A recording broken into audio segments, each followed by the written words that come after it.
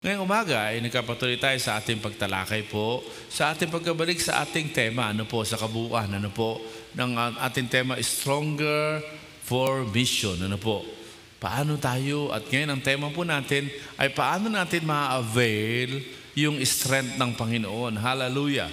Sa dami ng mga hamon ng buhay, sa dami ng mga problema ang ating kinakaharap, sa dami ng iba't ibang ika nga natin ay mga komplikadong mga pangyayari sa buhay natin. Hindi maiaalis na tayo nanghihina. Hindi maiaalis na dumarating din kahit gaano kakahusay, kahit gaano kakagaling, nakakaramdam ka ng panghina. And today, we thank God.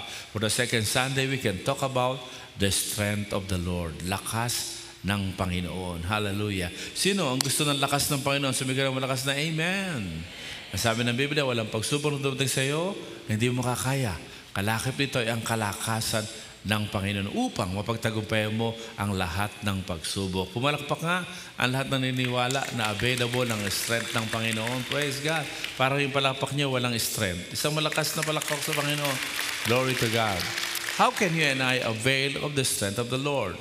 And last Sunday, yan po ang ating sermon. At kung inyong titignan yung pinamigay sa inyong pamukaw, nandiyan po yung ating title for today ay Strengthen in Community Living. Tapos, ang bungad niyan ay review ng last Sunday sermon.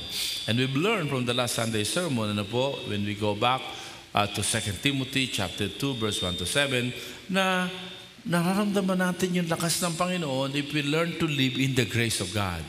Pangalawa, nararamdaman natin yung lakas ng Panginoon if we learn to live within a community. Pag ikaw hinihiwalay mo sarili mo, yung lakas ng Panginoon ay hindi mo mararanasan. At pangatlo at panghuli, nararanasan natin ang lakas ng Panginoon if we learn to live beyond ourselves. That life is more than you and more than me. And for today, we will zoom in on the second point. Ano po yun?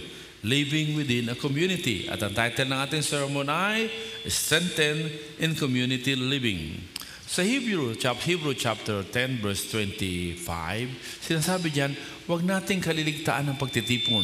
Hebrew 10:25. Huwag nating kaliligtaan ng pagtitipon gaya na ginagawa ng iba.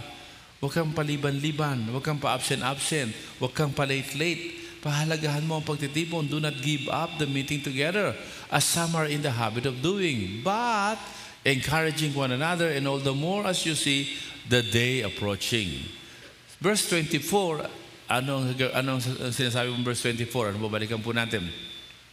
Ang sabi po ng 24, let us consider how we may spur one another on toward love and good deed. Palakasin natin ang loob ng isa't isa. And verse 23, balikan natin, pabalik ang basa natin. Anong sabi ng verse 23? Tingnan po natin. Let us hold unswervingly to the hope we profess, for he who promised is faithful. Mga kapatid, sa mga talata ito makikita natin na habang nag-aantay tayo ng pagbabalik ng Panginoon, sabi sa verse 25, all the more as you see the day drawing near, huwag natin kalilitaan ng pagtitipon. Sapagkat sa pagtitipon, doon tayo nakakapagpalakasan. Doon tayo nagkakaroon ng ikang katatagan ng pag-asa. At doon tayo nakakapagbigay ng pagpalakasan ng loob ng isa't isa. Mga kapatid, mga minamahal, why? Because the Lord Jesus' promise is very real. Wherever 2 or 3 are gathered in my name, there am I in the midst of them. Can we say together, in the midst of them? Pakilakasan po, in the midst of them. Alam niyo po, may bagyo. But Jesus came, in the midst of them, huminto yung bagyo. Di ba? Sa mga maraming mga problema na dinadaanan ng mga lalaki at babae ng Biblia, when the presence of God is there, napapayapa, naayos, hallelujah. There is power in the presence of the Lord Jesus Christ. Can you hear another amen? And the Bible is clear that His presence is more powerfully manifested in the gathering of His people. Why? Because individually, we are the temple of the Lord. And collectively, this is the temple of God. Kaya ang tinatayo nating building, hindi po yung templo ni Lord. Yun ay Center for Transformation and Family Enrichment, where the real temple of God, which is us, will gather together in worship and in service of the community. Ladies and gentlemen, may the Holy Spirit speak to all of us. Gusto bang maging malakas? Gusto bang hindi lalampa-lampa? Tingnan mo yung katabi mo, ka man lalampa-lampa? Gusto mo bang hindi siya madaling ma-discourage, hindi madaling mawalan ng pag-asa? Naku, kung narito kayo kahapon, ang ganda ng testimony ng dalawa po, si Brother Chris, yung mga pinagdaanan niya sa pagninegosyo, at si Cherry Pearl at ang kanyang kapatid, si Abby, Ang ganda ng kanilang testimony na pagmasdan nila ang pag-angat at pagbaba ng buhay negosyo ng kanilang mga magulang, and from the perspective of the children, and how the Lord has strengthened them sa kabila ng mga pangyayari sa kanilang buhay. Ladies and gentlemen, wala akong exempted sa problema. Wala exempted sa discouragement. Pero, pakisabihin nyo nga pero, kahit may problema, kung meron kang kaagapay, kung meron kang kalakbay, kakayanin mo. At hindi lang kakayanin, mapagtatagumpayan mo. Can you hear louder, amen? Ang problema lang po, we tend to isolate ourselves pag may problema. Huwag muna ako sabi, may problema ako. Di ba ganyan? Ang problema, we tend to shun away from the people. And we are being deceived by the enemy. Sapagkat alam ng demonyo na kapag ikaw ay nagpahalaga sa pagtitipon, lalakas ka. Kaya kung kayo sincero sa inyong pagsasabing, you want the strength of the Lord, you will value the meeting together of God's people. Hallelujah.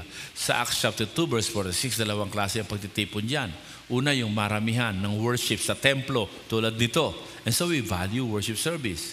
Pangalawa, yung bahay-bahay, which is the small group, the community of disciple, the midweek worship for harvest. Yung small group, where we get to know each other personally. Mga kapatid, mga minamahal, both the congregational worship and the community of disciples are God's instrument to strengthen us at kakayanin natin ang mga problema ng buhay. Sa Galatians chapter 6, verses 1 to 5, the Apostle Paul is made it very clear in verse 2. Ang sabi, carry each other's burden.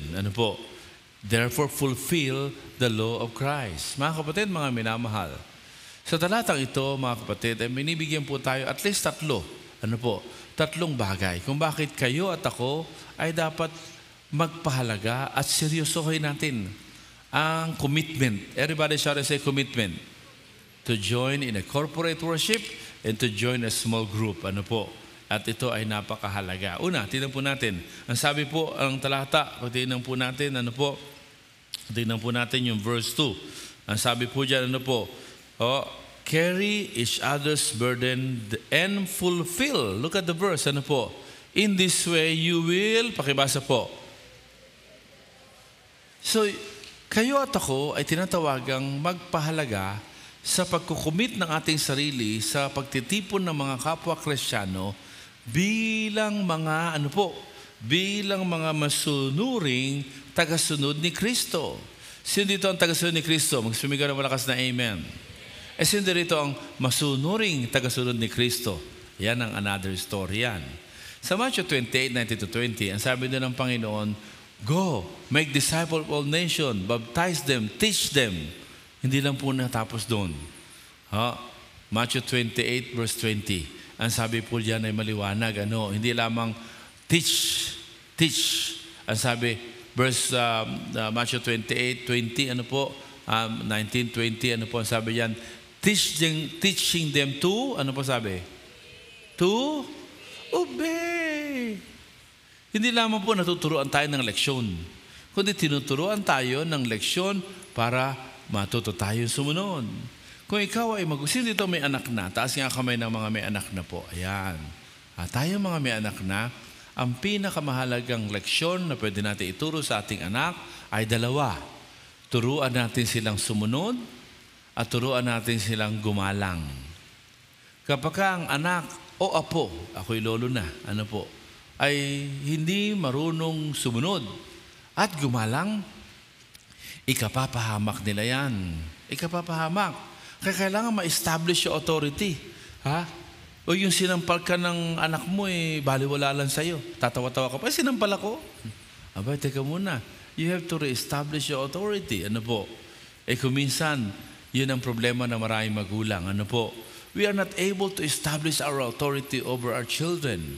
It's either we become so autocratic or we become so, ika nga natin ay lenient. sa maliwanag po sa Ephesians chapter 6, verse 1 and 2, upang sila ay magkaroon hanggang verse 3 ng masaganang buhay, upang sila ay magkaroon ng masayang buhay, upang sila ay magkaroon ng mahabang buhay. Ano ang kailangan matutunan ng mga bata? Obey your parents in the Lord. So as long as yung inuutos nila ay hindi labag sa Panginoon, obey. Sigaw nyo nga. Ano po ulit? Obey. So kaya kahit nga po sa pagpili ng kurso, ang sabi natin, huwag niyong pinipilit ang anak ninyo na yung kurso ninyo, ipipilit niyong pakuha sa kanila. Ano po? Sapagkat hindi tama yun. Dapat kung ano ang passion nila. Ano po? Pero sa perspective ng anak, kumbinsihin mo ang nanay at tatay mo. Pero kung ayaw pa rin at gusto kang pakuhanin ng kursong gusto nila, ano ang kailangan? Ba nawala? Ano ang kailangan? Bakit? Sila magpapaaral Sila magpapaaral. Kumbinsihin mo sila. Ano po? Do everything to convince them.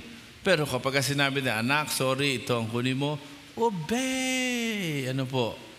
Yung aking bunsong anak, sabi ko, anak, mag-aral ka muna sa Bible School, sa Phoebus College of Bible.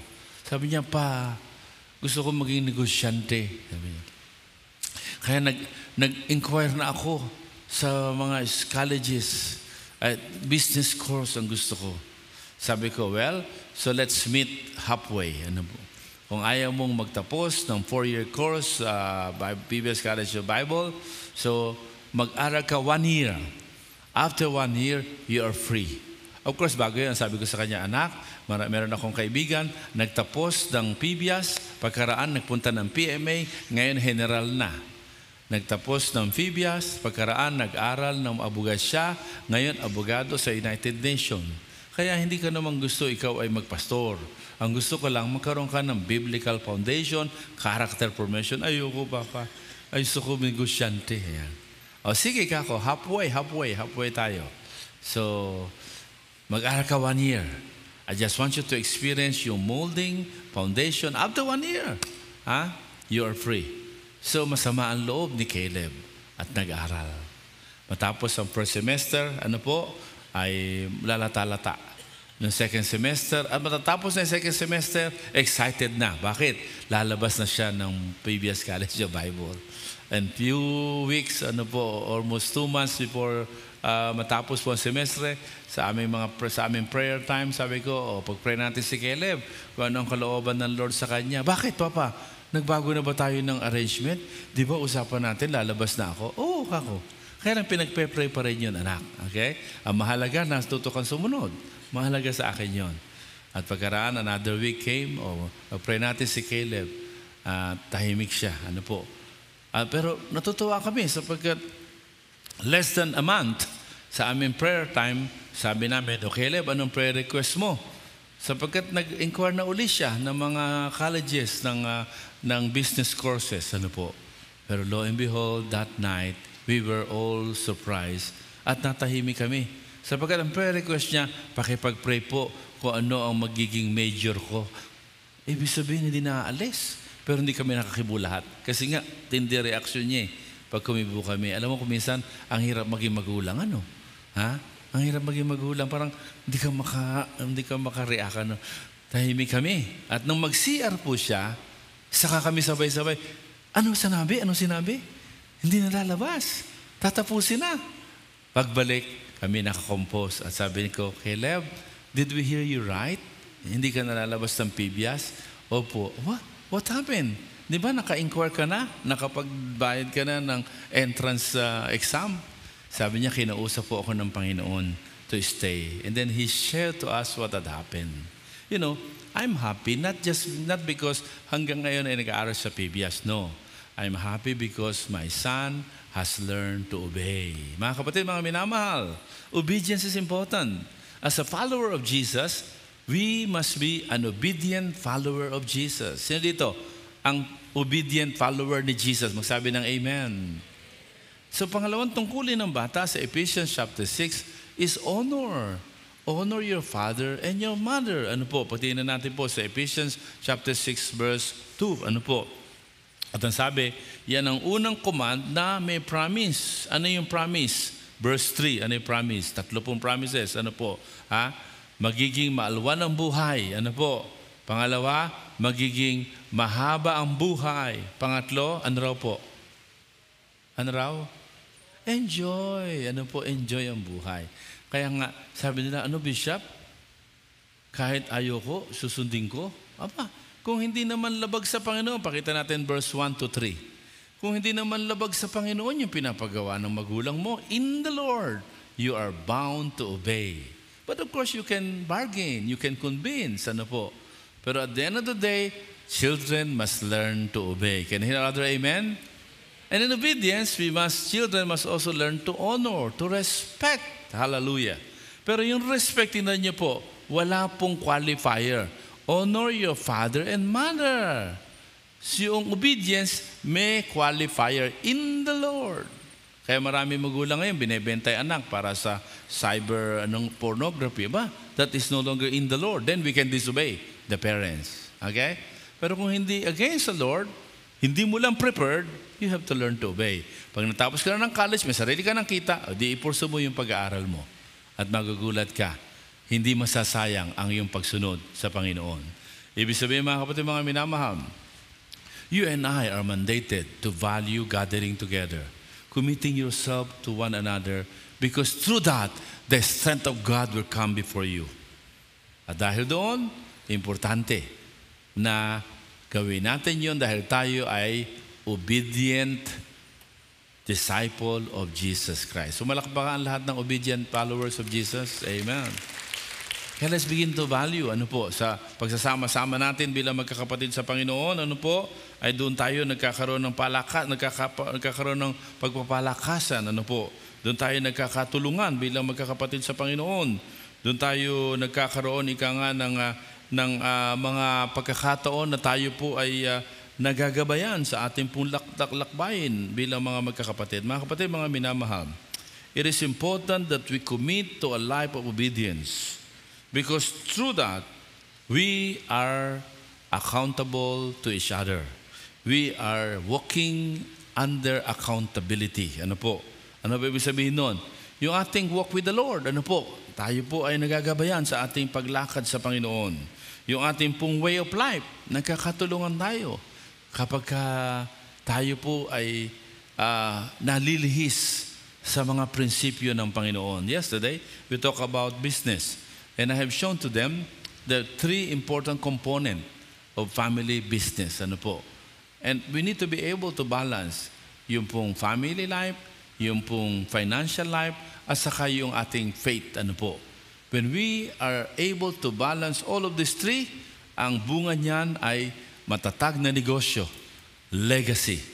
Kapag hindi, pwedeng matatag ang negosyo, pansamantala. Sa next generation, nawawala na.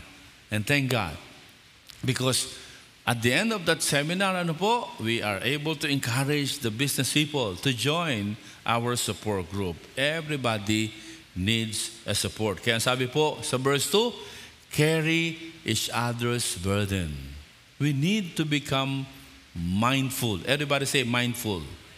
Mindful na yung iba may dalahin, ikaw may dalahin din. Kaya kailangan nating magkaroon ng katuwang. Kailangan natin magkaroon ng kasangga. Kailangan natin magkaroon ng kaagapay. Kaya kung meron tayong mga prayer request, we can also give to one another and pray for one another and see how God will answer prayer.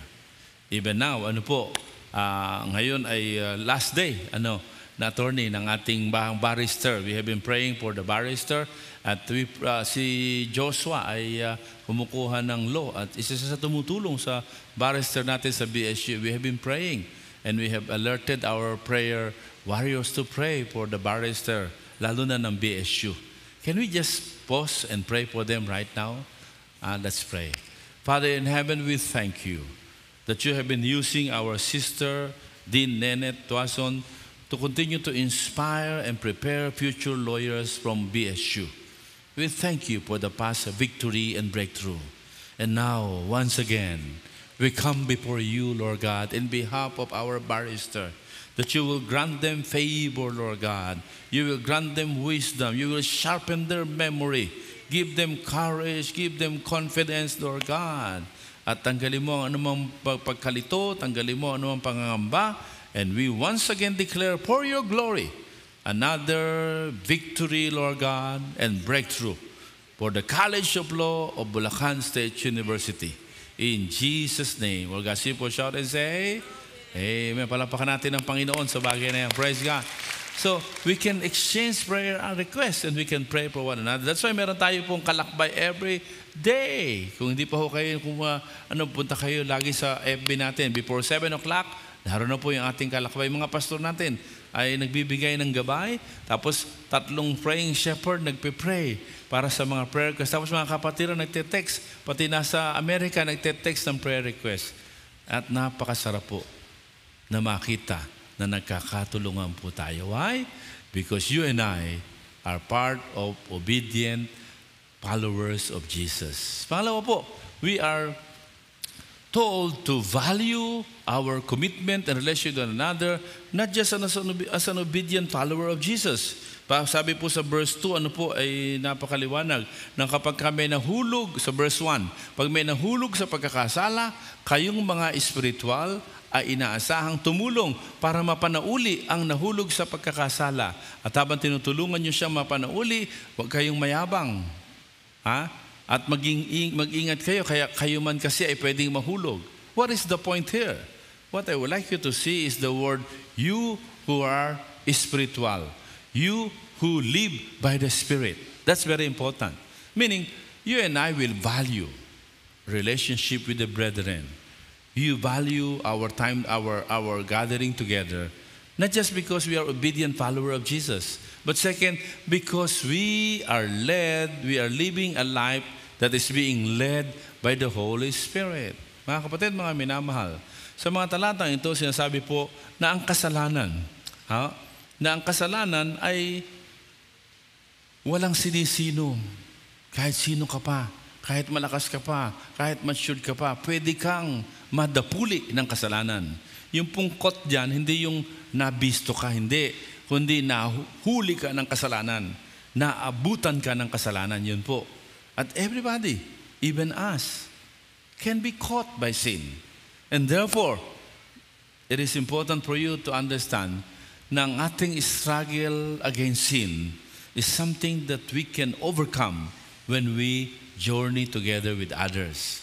Kaya importante po na bilang mga namumuhay sa Espiritu Santo, we acknowledge that we need the brethren sa ating pagharap sa mga tukso ng buhay.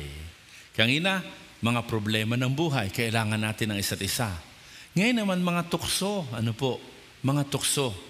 At dito po, sinasabi po dito na bilang mga namumuhay sa Espiritu Santo, you will never consider na hindi mahalaga ang pagtitipon ng magkakasama. You will always see and realize that the same Spirit who is in your brethren is also the Spirit who is in you. And when you are together, you are stronger. Hallelujah. Mga kapatid, mga minamahal, may the Lord speak to our hearts.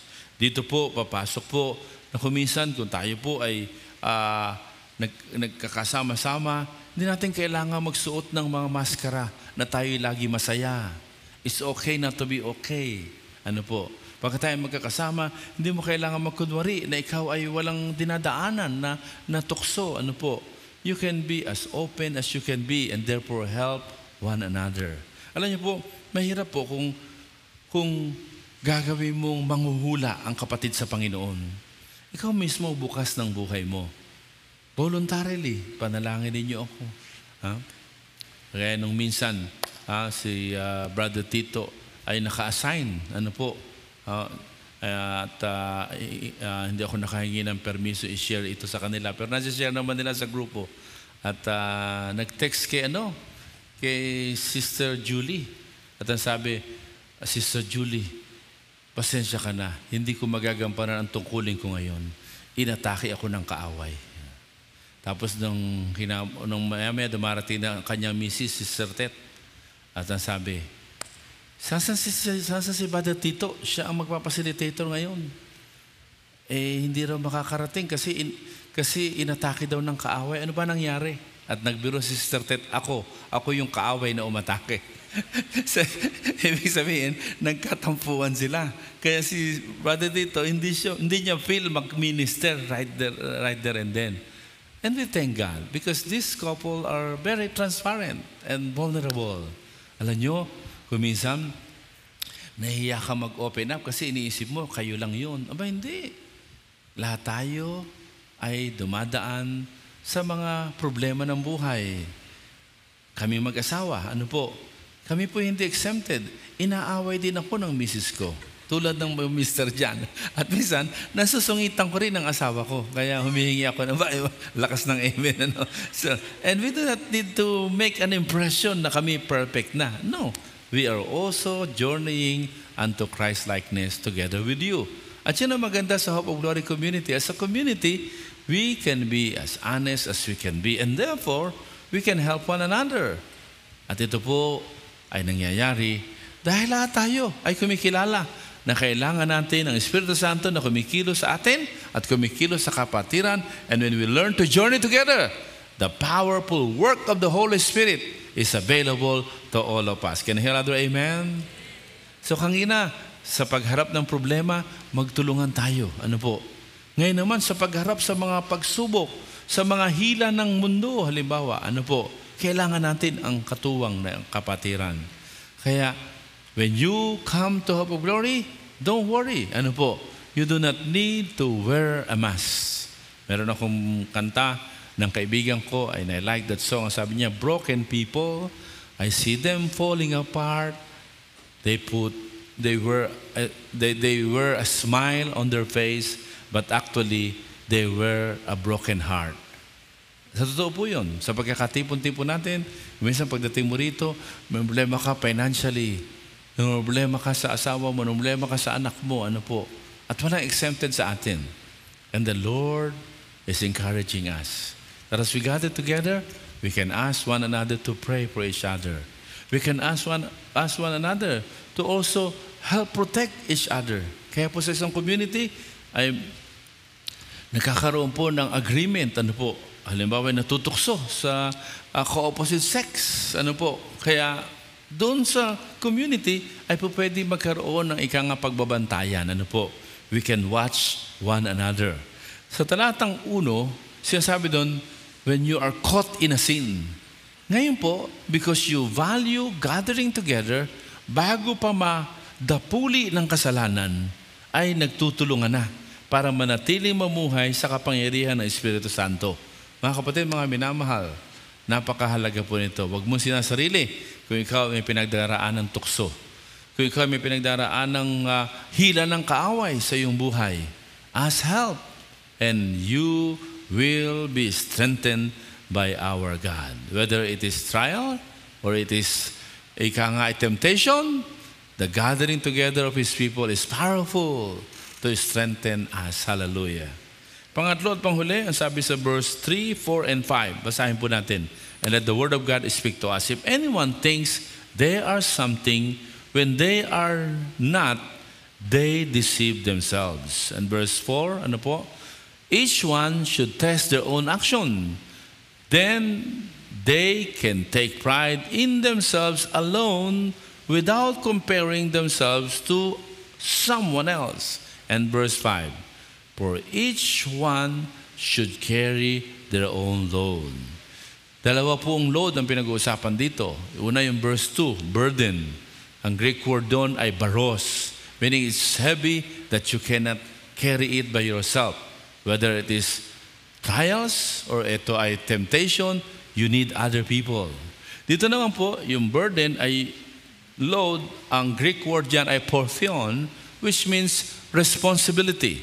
At the end of the day, you and I will face God, and we are responsible for our own action. That is a responsibility. And therefore, let me propose na we are commanded by the Lord to value the gathering together, whereby the strength of the Lord is available, because we are responsible followers of Jesus Christ.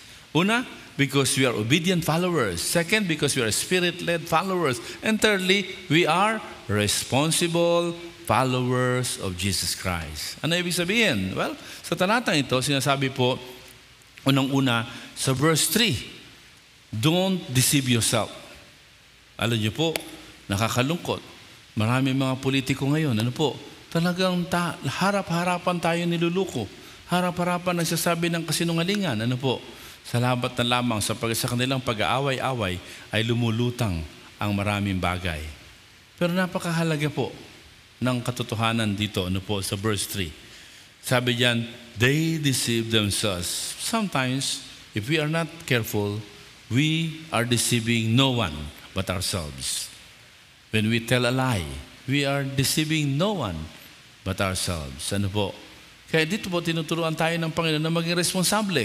Maging responsable, na huwag mong dayain ang sarili mo. Alam mo kung ano totoo. Alam mo ang kailangan.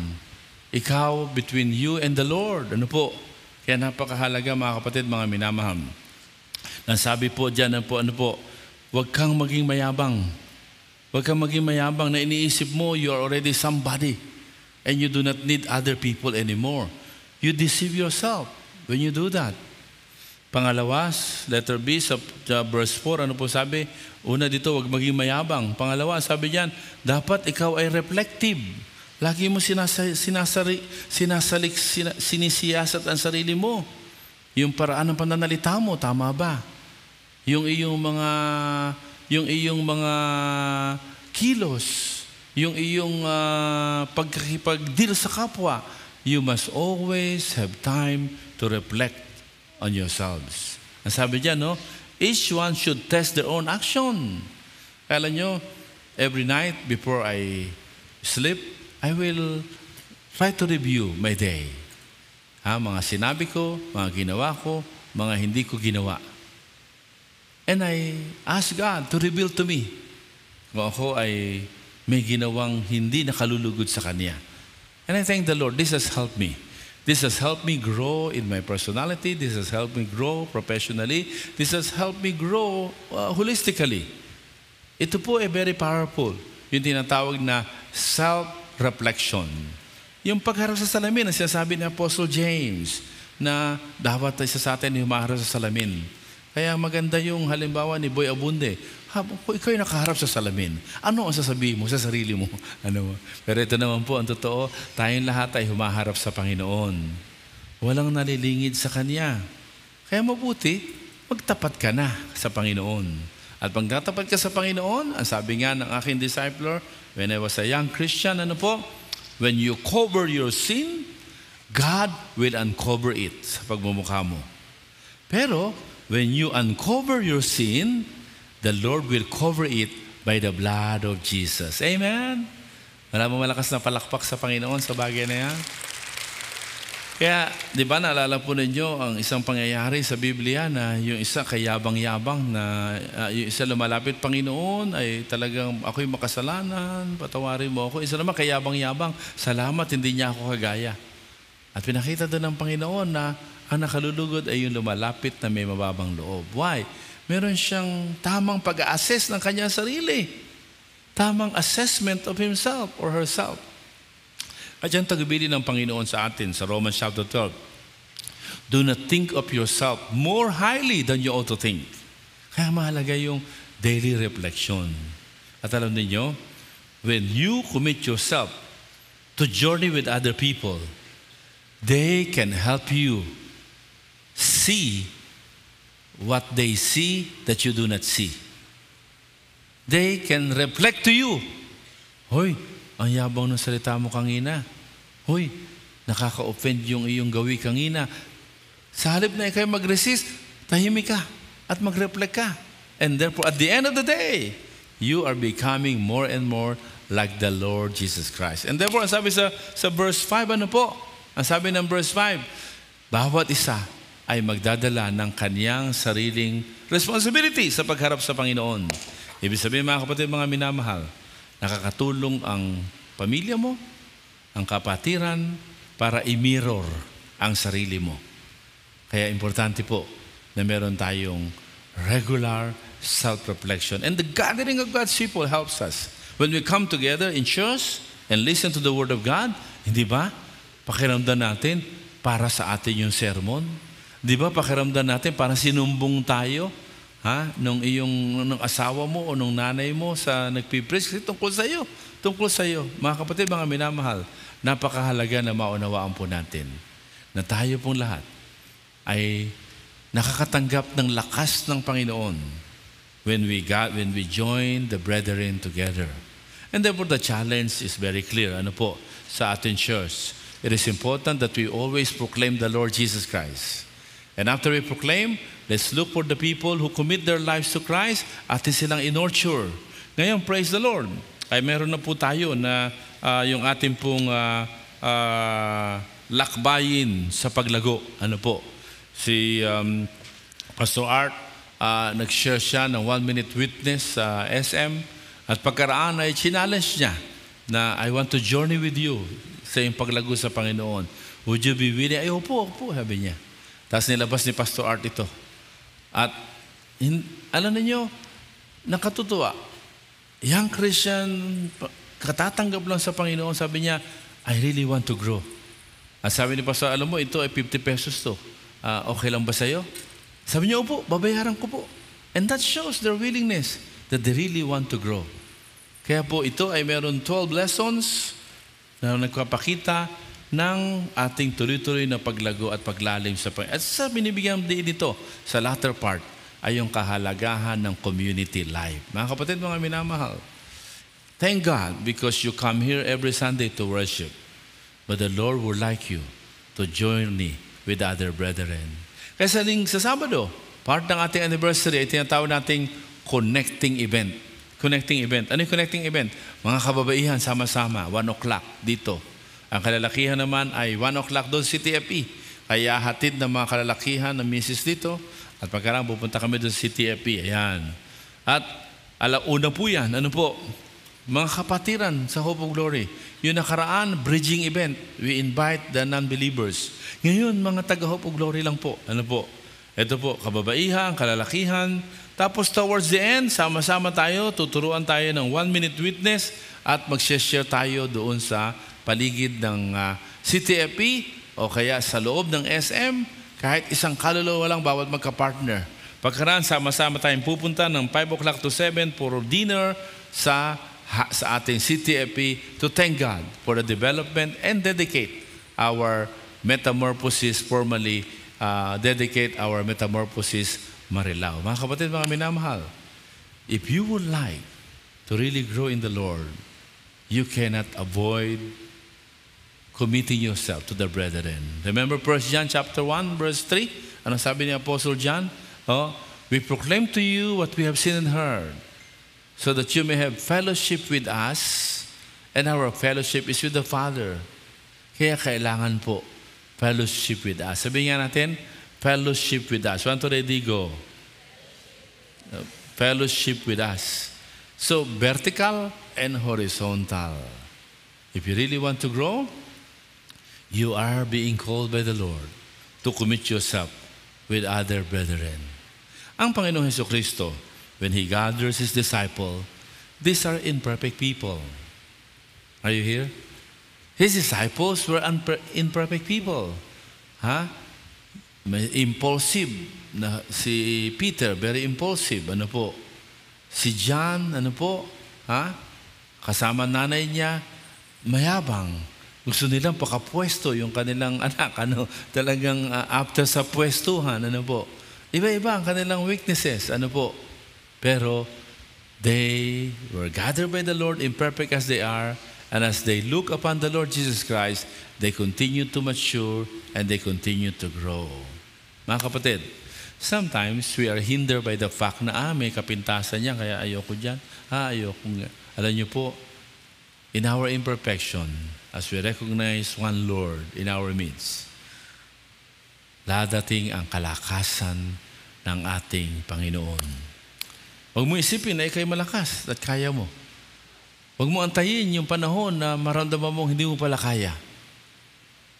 Acknowledge, humble yourself, and acknowledge your need to journey with other people. Kaya po, ang pamagat ng ating pong nurturing, lakbayin. Ano po? Lakbayin. At meron din tayong dalawang kanta na ang pamagat ay lakbayin at saka kalakbay. To give an emphasis. Upang tayo ay patuloy na lumakas, kailangan natin ang isa't isa. Upang tayo ay patuloy na lumakas, mahalaga na kilalanin mo na kailangan ka rin ng kapatiran. Be humble enough to admit that you need other. And be mindful enough to acknowledge that you can contribute in the lives of other people. And together, let's recognize our need to become responsible, always reflecting our walk to become more and more like Jesus Christ. Mga kapatid, mga minamahal, may you commit your life to walk humbly and remain responsible to be protected by the strength of the Lord. Tayo manalangin. Panginoon naming Diyos, maraming salamat sa iyong mga salita.